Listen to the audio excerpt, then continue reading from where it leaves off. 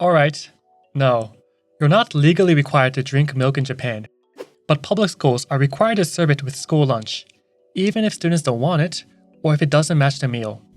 The reason goes back to 1954 when Japan passed the School Lunch Act. After World War II, Japan faced serious nutritional challenges. The country had already experienced food shortages during the war, and these continued into the post-war years.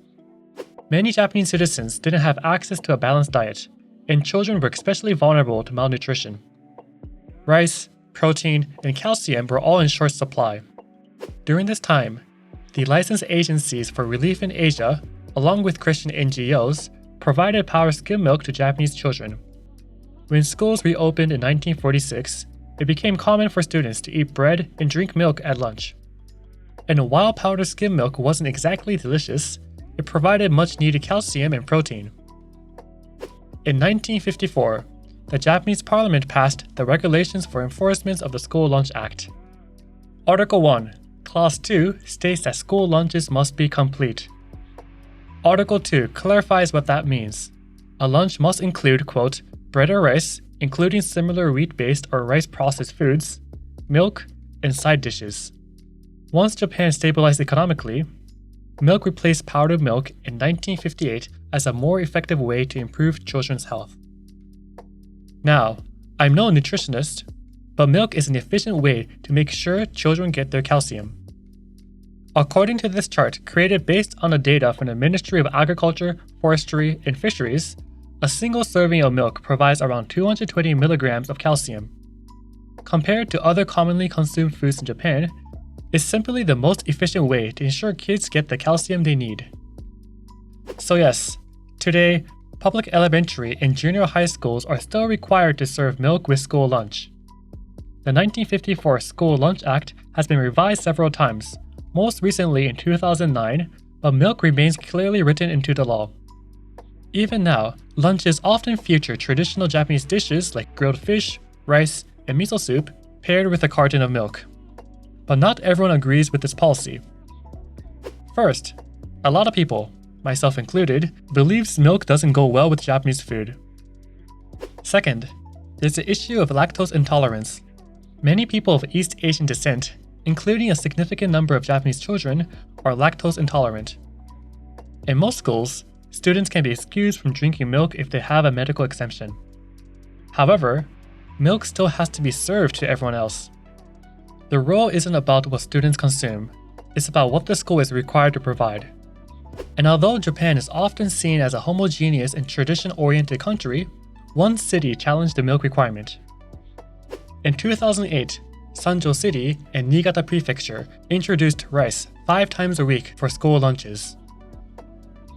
As you might expect, complaints followed. Many people argued that milk simply doesn't go well with rice. In 2015, Sanjo City stopped serving milk with school lunch altogether.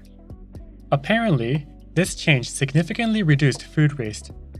But in order to address nutritional concerns and meet national standards, the city introduced a new system called drink time.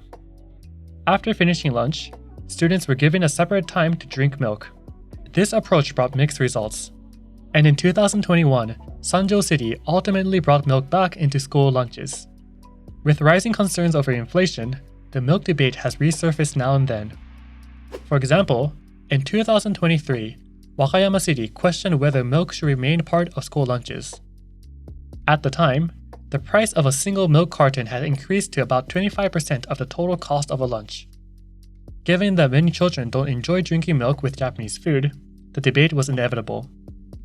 Still, schools continue to provide milk as part of a complete school lunch, in line with the original law.